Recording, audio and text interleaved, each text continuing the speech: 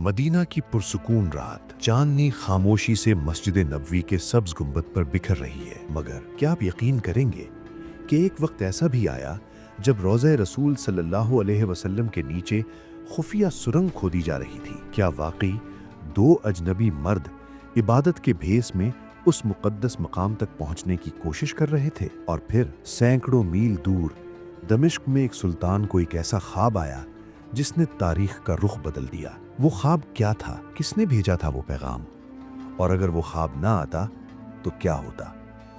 ये है एक सच्ची, मुस्तनद और लर्ज़ाखेज़ दास्तान, रोज़ा रसूल सल्लल्लाहु अलैहि वसल्लम के नीचे खुफिया सुरंग और सुल्तान नूरुद्दीन ज़ंगी का मौजिज़ाना ख्वाब।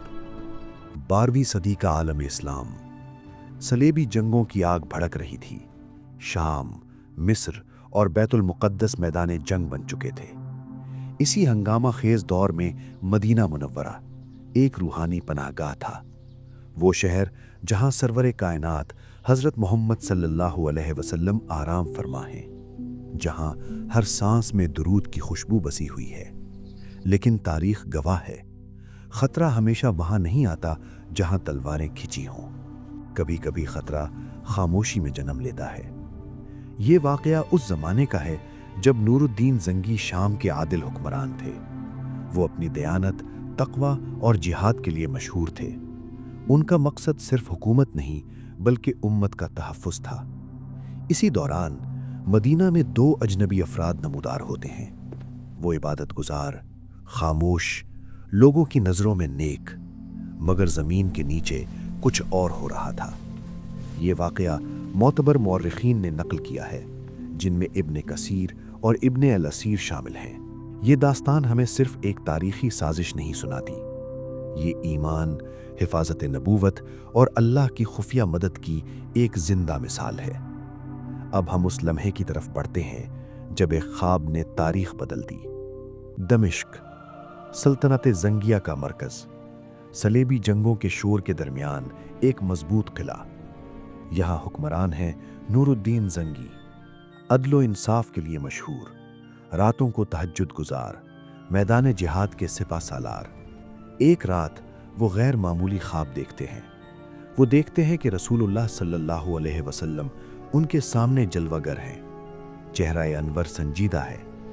आप सल्लल्लाहु अलैहि वसल्लम दो आदमियों की तरफ इशारा करते हुए फरमाते हैं, ए नूरुद्दीन, मुझे इन दो से बचाओ। सुल्तान घबरा कर जाग उठते हैं, पसीना पेशानी पर, दिल बेकरार। वो वुज़ू करते हैं, नमाज में खड़े हो जाते हैं। लेकिन अगली रात वही ख्वाब, वही चेहरे, वही अल्फाज। तीसरी बार भी यही मंजर। अब ये महज ख्वाब नहीं रहा, ये तंबीह थी, एक अमानत। नूरुद्दीन ज़ंगी समझ जाते हैं कि ये मामला आम नहीं, ये मदीना से जुड़ा हुआ है, और वो फैसला कर लेते हैं फौरन सफ़र का। मगर ये सफ़र आम न था, न कोई शाही ऐलान, न लश्कर की नुमाइश। उन्होंने सिर्फ चंद काबिल एतमाद अफराद को साथ लिया और ऐलान किया कि वो हज के लिए जा रहे हैं। मगर उनके दिल में एक और आग थी, वो ख्वाब, वो चेहरे, वो अल्फाज। काफिला रेगिस्तान की तरफ रवाना हुआ। रेत के टीले, तपता सूरज, लंबे दिन और मुख्तसर रातें। सफ़र के दौरान सुल्तान कम बोलते, अक्सर खामोश रहते, कभी तस्बीह हाथ में, कभी दुआ लबों पर। उनके जहन में सिर्फ एक सवाल गर्दिश करता, वो दो आदमी कौन हैं और वो मदीना में क्या कर रहे हैं। ये सफ़र सिर्फ जुग्राफियाई न था, ये एक रूहानी जिम्मेदारी थी। हर कदम के साथ उनका अज़्म मजबूत होता गया। वो जानते थे, अगर ख्वाब सच्चा है तो वक्त कम है, और अगर ताख़ीर हो गई तो नुकसान नाकाबिल तसव्वुर हो सकता है। काफिला खामोशी से शहर में दाखिल होता है। नूरुद्दीन ज़ंगी किसी शाहाना अंदाज में नहीं आते, ना ऐलान, ना जुलूस। मदीना के गवर्नर को इत्तला दी जाती है। सुल्तान मुख्तसर गुफ्तगू करते हैं, अपने ख्वाब का जिक्र सिर्फ इशारों में करते हैं। फिर वो एक हिकमत अमली अपनाते हैं। ऐलान होता है कि सुल्तान मदीना के तमाम रिहायशियों और ज़ायरीन को इनाम देना चाहते हैं। लोग जौक दर जौक आने लगते हैं। हर शख्स सुल्तान के सामने हाजिर होता है। वो गौर से हर चेहरा देखते हैं, आंखों में तलाश, दिल में इज़्तिराब। लेकिन वो दो चेहरे नजर नहीं आते। سلطان پوچھتے ہیں کیا کوئی باقی رہ گیا ہے؟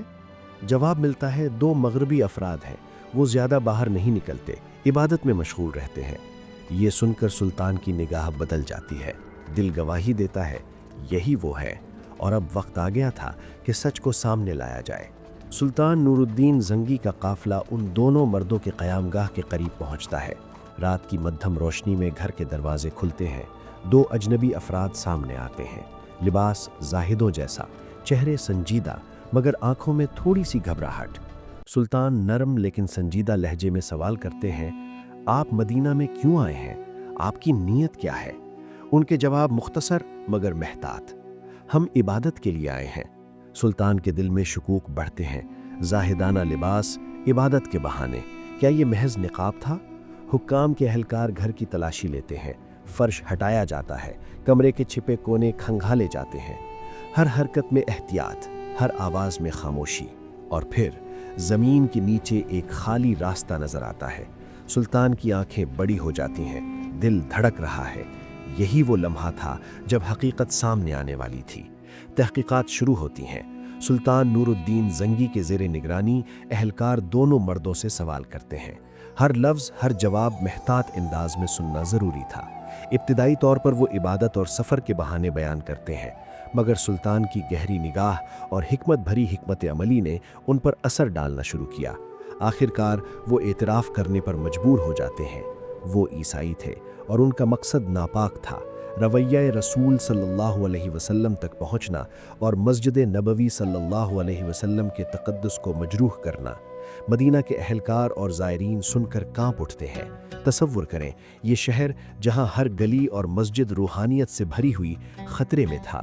یہ واقعہ صرف ایک سازش نہیں بلکہ صلیبی جنگوں کے پس منظر میں اسلامی تاریخ کی ایک زندہ مثال تھا۔ اگر یہ منصوبہ کامیاب ہو جاتا تو مدینہ کی مقدس فضا اور پوری امت کے دلوں پر ناقابل یقین صدمہ پڑتا۔ سلطان نور الدین زنگی کی آنکھوں میں عزم اور ایمانی یقین کی روشنی ہے۔ اب فیصلہ صرف ایک ہے، فوری اور مؤثر اقدام۔ سلطان نور الدین زنگی فوری کارروائی کا حکم دیتے ہیں۔ وہ جانتے ہیں کہ مدینہ کی حفاظت کے لیے کوئی تاخیر خطرناک ثابت ہو سکتی ہے۔ فرمان جاری ہوتا ہے، روضہ مبارک کے ارد گرد گہری کھندق کھودی جائے اور اس میں پگھلا ہوا سیسا ڈالا جائے تاکہ زمین کے نیچے کوئی اور سرنگ نہ بن سکے۔ محلے کے مزدور، اہلکار اور فوجی سب شامل ہو جاتے ہیں۔ رات دن محنت جاری، ریت اور مٹی اٹھائی جاتی ہے، ہر حرکت احتیاط سے، ہر قدم سوچ سمجھ کر۔ یہ صرف تعمیر نہیں بلکہ ایک روحانی اور حفاظتی اقدام بھی تھا۔ ہر بوری مٹی میں امید اور حفاظت کا پیغام چھپا ہوا تھا۔ جب دیوار مکمل ہوتی ہے تو نہ صرف زمین کے نیچے راستہ بند ہو جاتا ہے بلکہ ایک مضبوط علامت بھی قائم ہو جاتی ہے، محبت رسول صلی اللہ علیہ وسلم، حکمت حکمران اور اللہ کی حفاظت کی علامت۔ مدینہ کی فضاؤں میں سکون لوٹ آتا ہے۔ لوگ سمجھ جاتے ہیں کہ حفاظت صرف انسانی کوشش سے نہیں بلکہ اللہ کی ہدایت، حکمت اور رہنمائی سے ممکن ہوتی ہے۔ یہ دیوار آج بھی تاریخ کی ایک زندہ یادگار ہے جو ہمیں بتاتی ہے کہ ایمان اور حکمت کے ملاپ سے ہر خطرہ روکا جا سکتا ہے۔ وہ لمحہ جب سرنگ مکمل طور پر ظاہر ہو گئی، سلطان کھڑے ہیں، آنکھوں میں آنسو۔